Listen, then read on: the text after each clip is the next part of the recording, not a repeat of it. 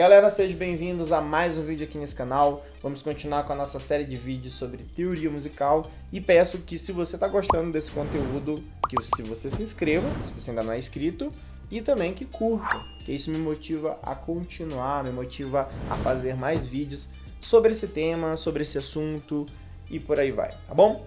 Então, vamos para a aula de hoje.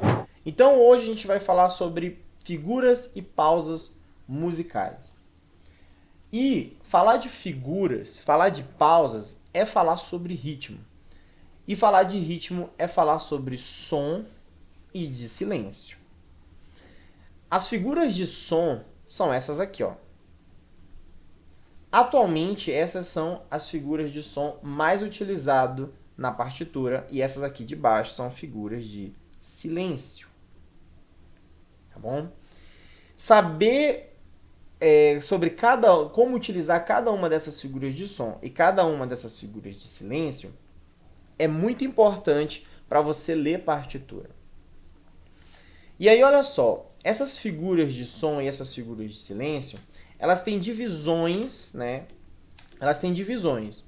Então, normalmente, uma figura musical ela é composta por cabeça, por uma haste e por uma cocheia, onde a cabeça sempre vai representar onde vai ficar a altura da nota, né? A altura no pentagrama. Entendeu? Já a haste, a cocheia, serve para representar qual figura é, que tipo de figura é, e cada figura representa um valor de tempo, né? Então, cada figura dessa aqui representa um valor de tempo. E para entender melhor esse tempo, eu gosto muito de ilustrar a ideia de dinheiro. Então eu gosto de representar as figuras musicais representando dinheiro. Porque eu acho que dinheiro é uma coisa que todo mundo mexe, né? Que todo mundo usa e é mais fácil às vezes, de entender um conceito. Se você pegar, por exemplo, uma nota de R$200 e dividir ela por 2, vai dar quantas notas de R$100? 2 notas de R$100. Se eu pegar e dividir uma nota de R$100 por 2, vai dar 2 notas de 50. Tá bom? Vai dar 2 notas de 50. Porém, se eu dividir R$200 por 4, vai dar 4 notas de R$50. E por aí vai. Figuras musicais, elas também têm valores. Mas só que não o valor de dinheiro, sim o valor de tempo. Então, por exemplo, essa figura aqui, que é a nossa semibreve, ela representa um valor. Eu vou botar aqui um valor de 1, valor unitário 1.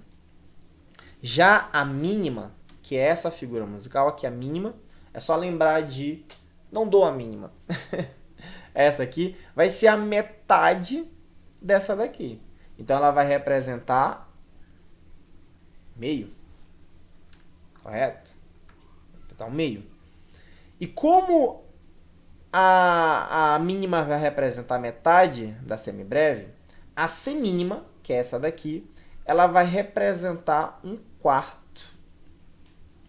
Porque, na verdade, metade da mínima representa 2 dessa. E como metade dessa daqui representa 2 dessa, significa que aqui, ó, eu tenho 2 mínimas. Significa que logo eu vou ter 4 semínimas. Por isso, esse número 4 aqui, ó. Correto? Por isso esse número 4. Acompanha o raciocínio aqui. Essa figura aqui vai ser a metade dessa, então vai ficar 1/8. Essa aqui, 16. Essa aqui, 32. E essa aqui, 64. Vocês devem estar se perguntando, nossa, mas o Filipos é bom em matemática mesmo, hein? Não, eu não sou bom em matemática. Mas é porque esses números aqui, a gente vai entender melhor quando a gente estiver estudando fórmulas de compasso. Esses números aqui têm um propósito, tá bom? Esses números aqui têm um propósito muito específico para definir quem é que vai valer um tempo, né? Vai valer um tempo. Ou a figura que vai preencher o compasso. Você pode pensar das duas formas, tá certo. Tá bom? Então, cada figura dessa tem um valor no tempo, entendeu? Enquanto uma vai durar 4 tempos, significa que o som vai durar tan, enquanto outra vai durar tan, outra vai durar tan, tan, tan. O tempo de cada figura, entendeu? Isso a gente vai ver melhor em compasso, quando a gente estiver estudando compasso e fórmulas de compasso, tá bom? Mas o que eu quero que vocês entendam é que essas são as figuras mais utilizadas na partitura e essas aqui são as respectivas substitutas dela quando a gente precisa representar silêncio. Quando a gente precisa representar silêncio, a gente utiliza essas figuras, que vale a mesma coisa das de cima. Então, essa daqui é a figura de silêncio que representa a semibreve, essa aqui é a figura de silêncio que representa a mínima, a semínima, a cocheia, a semicocheia, a fusa e a semifusa. É o mesmo valor, só que em vez de você tocar o seu instrumento, você só vai não tocar nada, entendeu? E o nome delas, como é que é o nome de cada uma? Se você parou um pouco nesse vídeo, vai lembrar que essa aqui que eu falei é a semibreve, essa aqui é a mínima, essa aqui é a semi-mínima, essa daqui é a cocheia, essa daqui é a semicocheia, e essa aqui é a fusa, e essa aqui é a semifusa. O lance é tu lembrar disso aqui, ó, da semi. E o resto é mais de boa, mínima, cocheia e fusa, né? Mas é legal você decorar o nome de cada figura dessa, tá bom? Porque é como a gente vai se comunicar daqui pra frente. Então, quando eu falar de semínima, eu tô falando dessa nota. Quando eu falar da mínima, eu tô falando dessa nota aqui, entendeu? É legal você gravar, isso é muito importante para você conversar, para você se expressar melhor e você entender uma aula de oficina rítmica também. É legal você saber o nome de cada figura dessa, tá bom? É muito importante. Então, na prática, é só você lembrar de breve, mínima, cocheia e fusa. O que tem, no caso aqui é semibreve, a breve não se usa mais, né? O que tem entre cada uma é semi, né? Basicamente isso. Enfim, é loucura minha, mas é assim que eu gravei as notinhas, né? Cada notinha dessa tem valores. Eu espero que tenha ficado claro isso. Quando a gente chegar em compasso e fórmula de compasso, eu vou tocar de novo nesse assunto de fração, tá bom? É importante essa aula. Basicamente, a historinha vai ficar desse jeito aqui, ó. Essa ilustração representa melhor a ideia que eu estava querendo falar agora. Então, por exemplo, uma semibreve significa que ela possui duas mínimas, e 4 semínimas. Entendeu? E por que essa matemática? Mais pra frente a gente vai estudar uma coisa chamada compasso. E a gente vai ver que a música é dividida por compassos. E dentro desse compasso vai ter um valor. Então vamos supor que cada compasso desse caiba 4. 4 o quê? 4 tempos, né? Vou explicar isso mais pra frente, mas eu vou dar uma pincelada aqui só para não ficar muito confuso. Então, por exemplo, se eu botar uma semibreve aqui, significa que fechou. Vamos supor que a semibreve vale 4, né? Então, fechou. Aqui é uma semibreve que vale 4. E se eu quiser botar 2 mínimas, cabe? Cabe, porque a mínima é metade da semibreve e a semibreve vale 4, né? Um exemplo. E se eu quiser botar 4 semínimas aqui, vai dar certo? Vai dar super certo, porque se é um quarto, então significa que cabe 4 semínimas. Enfim, o compasso é como a gente divide a música, né? E como facilita, né, a compreensão, a leitura da música e por aí vai. Assunto esse que a gente vai ver mais pra frente, mas é só pra gente já ir entendendo o porquê dessas divisões, tá bom? E aí eu gosto muito desse gráfico aqui, porque representa bastante a minha ideia que eu acabei de falar. A semibreve, na verdade, ela representa um inteiro, uma unidade inteira. E aí, com isso, né, com as divisões rítmicas, você tem a mínima, que vai dividir por 2, a semínima, que vai dividir por 4, a cocheia por 8, a semicocheia por 16, a fusa 32 e a semifusa por 64. Basicamente é uma fração, é uma divisão, né? Uma divisão rítmica. Sou ruim em matemática, isso está um pouco confuso. Calma. Isso daqui é algo que na prática, na vivência, vai ficar muito mais fácil de assimilar, então tenha paciência. A única coisa que eu quero que vocês entendam é que essa aqui, ó, dividindo essa figura, vai dar duas dessa. E se eu dividir essa, vai dar mais duas. Se eu dividir essa, vai dar mais duas. Se eu dividir essa, vai dar mais duas. Entendeu? E é isso que eu quero que... Essa é a parte mais importante, né? De tudo que eu tô falando. É que cada figura dessa tem uma divisão, né? É bem importante. E aí, olha só. Agora a gente vai ver um pouco das regras. Como é que eu vou utilizar isso da melhor forma dentro do pentagrama. Tá bom? Porque essas figuras, se eu for jogá-las de qualquer jeito num pentagrama, vai ficar muito confuso. E a regra máxima que a gente tem é que isso não pode ficar confuso. A leitura não pode ficar confusa, porque o músico vai tocar olhando. Então ele precisa ler e entender o que ele está lendo de forma clara e legível, tá bom? Então a gente vai ver um pouco das regras.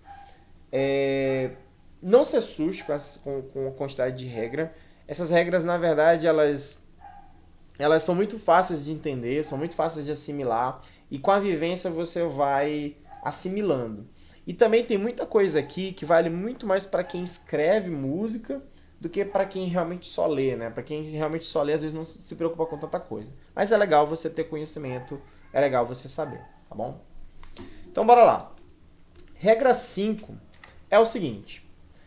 Até a terceira linha, né? A gente tem a terceira linha aqui, até a terceira linha do pentagrama, lembrando que ele começa a se contar de baixo para cima, tá bom?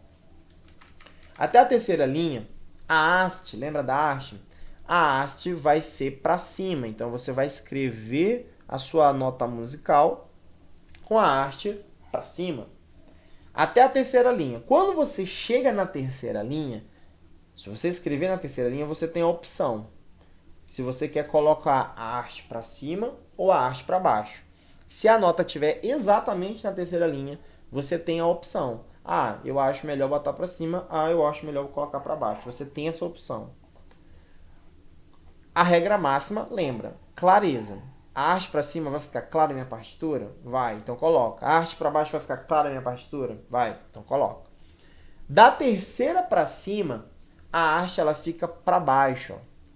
Você vai ver que todas as notinhas aqui, todas as semínimas, estão com a haste para baixo. Então é uma regra. Toda vez que você está, né, acima da terceira linha, a haste vai ser para baixo. Abaixo da terceira linha, a haste vai ser para cima, tá bom? Isso é uma regra e, mais uma vez, essa regra existe justamente para deixar claro a partitura de vocês, tá bom? Regra 6. Linhas suplementares. A haste ela vai ser um pouco... Quanto mais longe, né, a altura tá, né? Quanto mais alta ela tá, a haste sempre vai tocar na terceira linha. A terceira linha é o point, né? Então a haste da nota ela vai tocar exatamente aqui, ó, na terceira linha. Não importa a altura que ele suba. Se fosse bem aqui, ó, ele viria até aqui embaixo. Ó. Assim também como se tivesse nas regiões mais graves, né? Tivesse uma altura mais baixa, a haste também toca na terceira linha. Então é uma regra. Você coloca a haste até a terceira linha. E isso existe justamente para deixar a partitura mais clara também. Tudo vai seguir essa regra, clareza. Tá bom? Então se você escreve as partituras, é legal a haste vir até a terceira linha. Ó. Bem interessante. Regra 7. A haste acolcheia, né, ó. A haste acolcheia, quanto mais cocheia tiver, ela vai ser gigante mesmo, ela vai ser enorme. Ó como é que ela é gigante. E esse aqui é o certo. E essa regra 7 é muito comum a galera que está começando. Eu fiz muito isso, né? Me coloco aí dentro do pacote. de fazer uma notinha pequenininha, e aí ele vai botando todas as cocheias aqui dentro, ficando assim, ó, desse jeito. Não. Quando você pegar, por exemplo, uma fusa ou uma semifusa, você tem que fazer uma arte grande, entendeu? E fazer as bandeirolas. Ó, você tem que deixar ela um pouquinho maior mesmo. É normal, por exemplo, a semifusa ser maior do que a fusa e por aí vai. É quase como se fosse tipo uma escadinha mesmo, entendeu? Como se fosse uma escadinha. É normal essas notas aqui de fusa, semifusa serem maiores do que, por exemplo, uma cocheia. É normal. E é uma regra, deixa a música mais clara. Porque se tudo fosse exatamente do mesmo tamanho, imagina a confusão. Então isso é uma regra, ela é maior mesmo. A haste é maior para caber a cocheia, né? E a regra 8 também, que é bem importante comentar, é o seguinte. A cocheia, ela sempre vai ser virada para direita. No caso aqui é a direita, né? Então ela sempre vai ser virada para a direita, ela sempre vai ser virada para cá, ó. Correto? Eu sei que essa nota aqui, também não sou eu, né? Eu acho ela bem estranha. Eu acho bem estranho. Mas é correto, é o correto. O correto é isso aqui, né? Ela virada pra cá. Esse é o correto. Acho bem estranho. Acho que é porque, sei lá, é uma coisa minha. Mas o correto é esse aqui, tá bom? Então ela sempre vai estar virada para a direita, né? A coxinha sempre vai estar virada para a direita. Isso é uma regra também. Se você botar desse jeito aqui, ó, botar aqui, haste, e botar assim, ou se você tiver só virado a figura, sei lá, tá errado. Na verdade é assim, ó. Assim vai ficar direito. Tá. E aí, olha só. Isso aqui não é uma regra, mas é uma possibilidade, e é uma possibilidade que facilita melhor a escrita musical. Quando você tem, por exemplo, duas cocheias, você tem a possibilidade de unir elas, né? De enxugar a escrita usando esse símbolo aqui, tá bom? Ou se você tem uma cocheia e duas semicocheias, você pode fazer dessa forma aqui também, tá bom? Não é uma regra, você não é obrigado a juntar, você não é obrigado.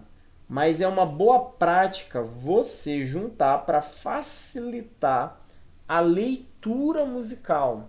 Então, é muito mais fácil você ler desse jeito aqui do que você ler dessa forma aqui. E isso aqui também serve para você também visualizar o tempo de forma mais fácil. Então, por exemplo, você tem um compasso... Eu vou falar isso mais para frente, não se preocupem com isso. Você, por exemplo, tem um compasso 2/4. Então, é muito comum você fazer isso aqui.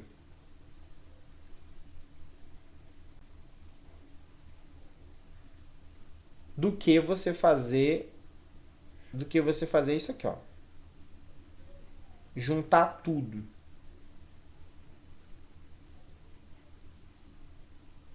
Isso aqui é confuso. Você está juntando tudo, tá bom? Ou você simplesmente deixar assim, ó.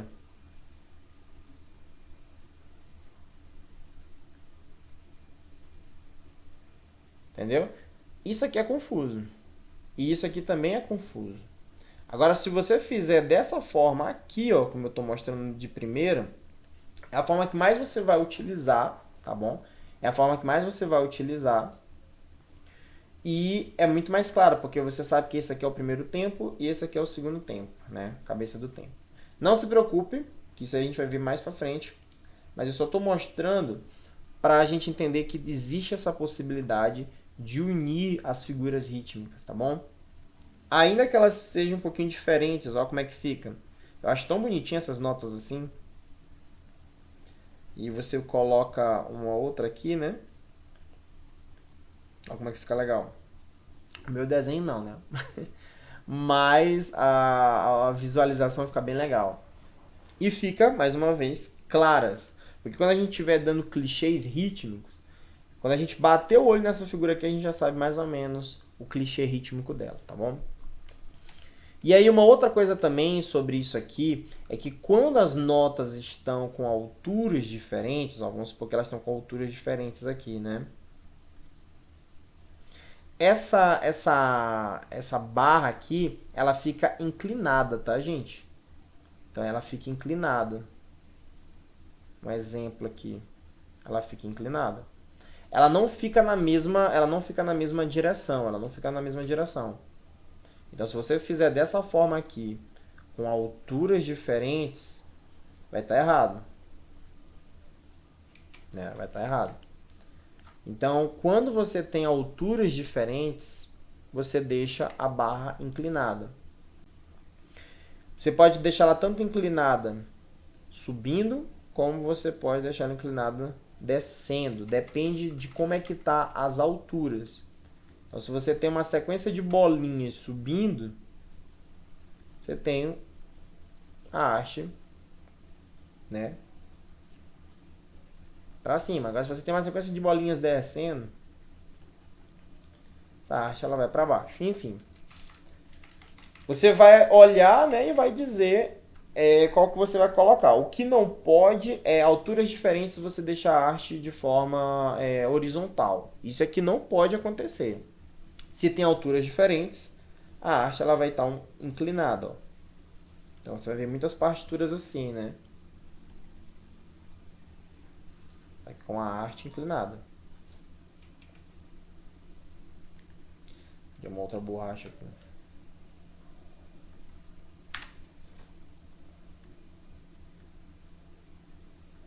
Vamos para a regra 9. A regra 9, continuando ainda falando sobre isso, é que você não pode fazer, por exemplo, você tem aqui a barra aqui.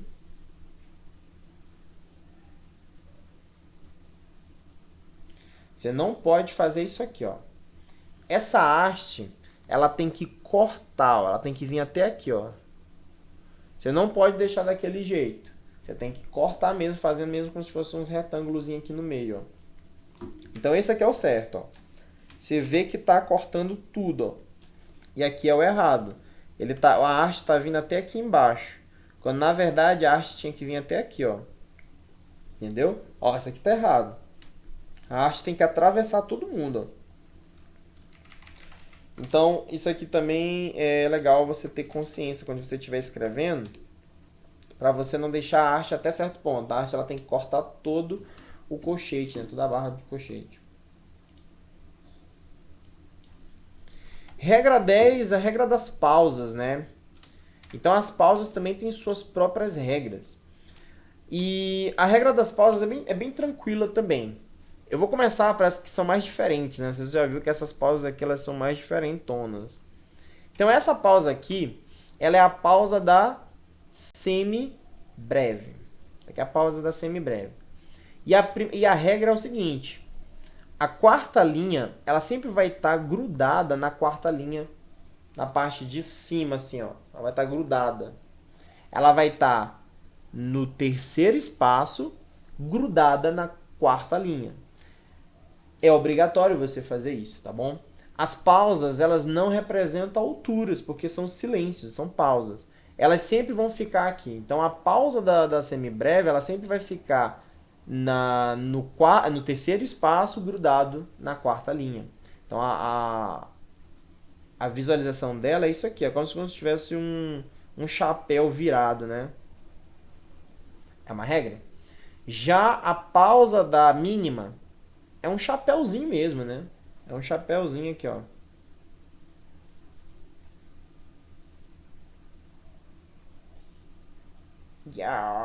É um chapéuzinho. A pausa da mínima é um chapéuzinho. E a regra também é o seguinte, terceiro espaço, só que grudado na terceira linha. Então, 3-3, né? Eu chamo de regra 3-3. Terceiro espaço, grudado na terceira linha. Já esse aqui é 3-4, né? A regra 3-4 é terceiro espaço grudado na quarta linha, tá bom? Se você botar essa pausa, tipo aqui, ó, tá errado. Se você botar essa pausa aqui, tá errado. Tem que botar aqui, tá bom? E essa aqui é a pausa da semínima. Como um professor amigo meu fala, é o Zé Carlos, né? Que é tipo, deixa eu ver se eu me lembro, é um Z com um C. É o Zé Carlos. Você faz tipo um Z, né? Ela é bem estranha mesmo, gente. Isso aqui é normal. Ela é tipo um Z com um C, é o Zé Carlos. Ó, um raio, sei lá. Ela é bem estranha, mas a base dela aqui, ó, se você for perceber, a base toda dela aqui, ó, principalmente essa região aqui, é também na terceira linha, tá bom? Essa aqui é mais de boa de colocar, né? Ela parece que preenche todo o compasso, né? Mas a base principal dela aqui é no terceiro espaço. Por que eu tô falando terceiro espaço? Porque fica mais fácil de entender. Já essas aqui, essa parte aqui, essa cocheia aqui do topo, ela sempre vai ficar também no terceiro espaço. Ó, tá vendo como ela fica? Ela sempre fica no terceiro espaço. E as demais vão caindo, ó. Vão caindo. Sempre terceiro espaço, tá bom? Em que exceções, em que momentos essas pausas não vão ficar exatamente aqui nesse local? Quando você tem duas melodias acontecendo na partitura e você precisa representar a pausa dessas melodias, elas seguem o fluxo, né? Então, nesse caso, sim, elas ficam em lugares diferentes, mas não é muito comum. E aí, olha só, vamos falar de harmonia, né? Não vou falar de harmonia, vou falar como é que a harmonia é representado no pentagrama. Quando você tem várias notas, uma em cima da outra, significa que você vai tocar essas 4 notas ao mesmo tempo. E adivinha qual acorde vai ser feito? Ré menor com sétima. Tá bom? Notas tocadas ao mesmo tempo significa que você está fazendo um acorde. Ou aquela música está pedindo isso. Às vezes não é um acorde usual, né? E aí, ó, vem algumas regrinhas sobre isso também, que é legal a gente entender. Que é o seguinte. Quando você tem, nesse caso aqui, ó, notas que não são vizinhas, mas são notas que tem um salto, né? No caso aqui, salto de terças. A gente vai ver isso mais pra frente, que são intervalos. Quando você tem salto de terças, é tranquilo. Mas quando você tem notas vizinhas, né? Quando você tem notas vizinhas, o que que faz? Fica desse jeito aqui, ó. Não. Isso aqui tá errado, inclusive. Se você botar duas notas assim, ó, uma em cima da outra, isso aqui tá errado. Quando você tem notas vizinhas muito próximas, você coloca uma do lado da outra. Sempre a nota mais grave para a esquerda e sempre a nota mais aguda para a direita, tá bom? Então, é desse jeito que você vai representar. Porque senão vai ficar exatamente assim, ó. E tá errado, tá bom? A haste, ela vai ficar no meio dessas notas. Ela vai ficar no meio, ó. No meio. E seguindo o que eu acabei de falar. A nota mais grave à esquerda e a nota mais aguda à direita. Seguindo exatamente essa regra aqui. Correto? A haste no meio. Se você, meu camarada, fizer dessa forma aqui, ó, colocando a haste bem aqui, ou no caso aqui tá errado porque você colocou a mais grave para a direita, né? Mas se você botar desse jeito aqui, ó, tá errado. A haste tem que ficar no meio, tá bom? No meio. Então isso aqui é uma regra. Notas vizinhas, você vai colocando, você vai empilhando assim, ó, e tem que ficar grudadinha, né? Assim, ó. E quando você precisa tocar 3 notas vizinhas, fica como? Fica um cacho de uva, né? Fica mais ou menos assim, ó. Se você tiver que empilhar, elas sempre vão ficar uma do lado da outra. Muito difícil de encontrar, mas ainda assim é usado, tá? elas vão ficar tipo... Vão ficar tipo assim, ó. Vai botar aqui, você vai botar aqui, e você vai botar aqui, ó. Aí aqui e aqui. Aí fica uma do ladinho da outra, né?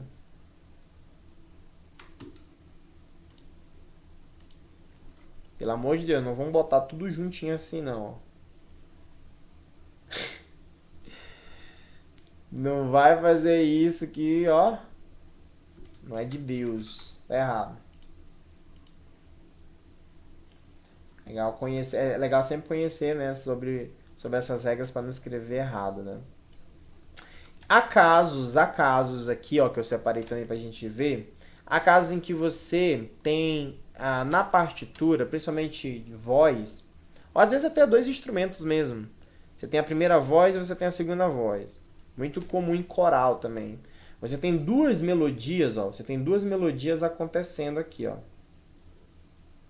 Melodia 1 e você tem aqui, ó, a melodia 2. Aqui, melodia 2. Como é que eu sei que isso aqui é da melodia 1 e eu sei que a outra é da melodia 2?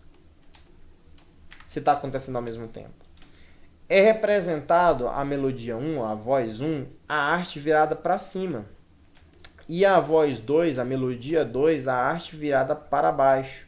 Então todas as notas que tiverem com a arte virada para baixo é da voz 2, é da segunda voz.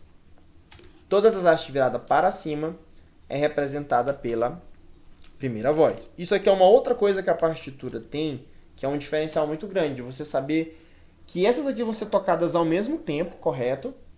Só que com vozes diferentes ou instrumentos diferentes também. Então é uma forma de representar o que está acontecendo na partitura. Sem escrever isso aqui é da voz 1, isso aqui é da voz 2. Não, só olhando você já consegue entender que todas as artes viradas para cima vai ser da voz 1 e todas as viradas para baixo serão da voz 2. Essa aqui é a exceção daquela regra da arte tá para baixo da terceira linha, para cima e por aí vai, entendeu? Isso aqui é uma exceção. E nesse caso também, as figuras de pausa elas vão seguir a linha da melodia. Então, por exemplo, se a linha da melodia está fazendo isso aqui, da 1, e a melodia da 2 está fazendo isso aqui, as pausas elas vão seguir exatamente isso aqui, tá? Para não ter confusão.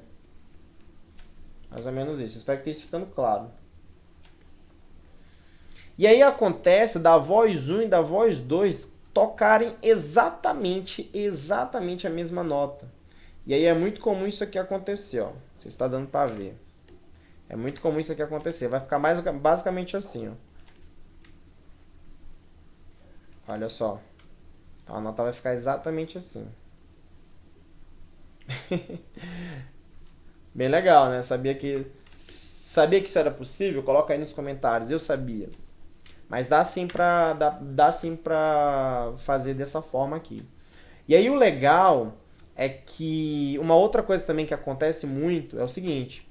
E quando você tem não só uma nota, mas você tem uma sequência de notas que vão ser tocadas juntas, quase como se fosse uníssono, né? Sabe o que acontece? Eu não falei pra vocês que, por exemplo, aqui, ó, isso aqui é um compasso de 2 tempos, né? A gente vai ver isso mais pra frente, um compasso de 2 tempos. Então significa que isso aqui é um tempo, isso aqui é o segundo tempo. E essa figura rítmica aqui, ela representa exatamente esses dois. Então só essa figura aqui, a mínima, ela já pega essas duas aqui, esses dois espaços, né? Mas só que quando você faz isso bem aqui, ó, você gruda aqui, ó, na cabeça desse tempo. Significa que é quase como tivesse isso aqui, ó. É quase como se fosse isso aqui. Isso aqui, né? Isso aqui é a mesma coisa disso aqui. Entendeu? É a mesma coisa. Então, se você vê a mínima aqui na cabeça da nota grudada e a sequência aqui, é a mesma coisa disso aqui. Entendeu? Só que, para deixar a escrita mais enxuta, se faz dessa forma aqui e não desse jeito aqui, porque fica muito poluído. E a regra máxima é o seguinte, é deixar tudo muito claro, deixar tudo com muita clareza, entendeu? Então essa é a regra máxima que a gente segue na partitura, deixa tudo muito claro. Tem coisas que é permitido, só que você não faz para deixar a partitura mais clara, mais visível para o músico que vai ler, que vai estudar e tudo mais, tá bom? Galera, eu sei que essa parte de regras tem muita coisa, é muito denso. Porém, o que eu quero que vocês realmente peguem dessa aula é isso aqui, ó. Os valores das figuras. Então, um resumão para a gente poder entender esse assunto aqui. O resumão é o nome das figuras, e os valores dela. Isso aqui você tem que estar nela na cabeça. Isso aqui vale 1, né? 1/2, 1/4, tal.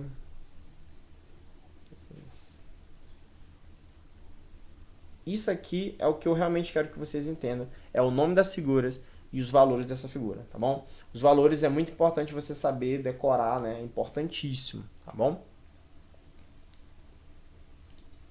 E é isso. Essa aula ficou um pouquinho comprida, mas eu espero que vocês tenham entendido esse assunto. É bem tranquilo, quando a gente estiver realmente praticando, quando a gente realmente estiver vendo as figuras na parte de ritmo, que eu vou fazer a sequência de aulas de oficina rítmica também, vai ficar mais claro, vai ficar mais fácil de entender.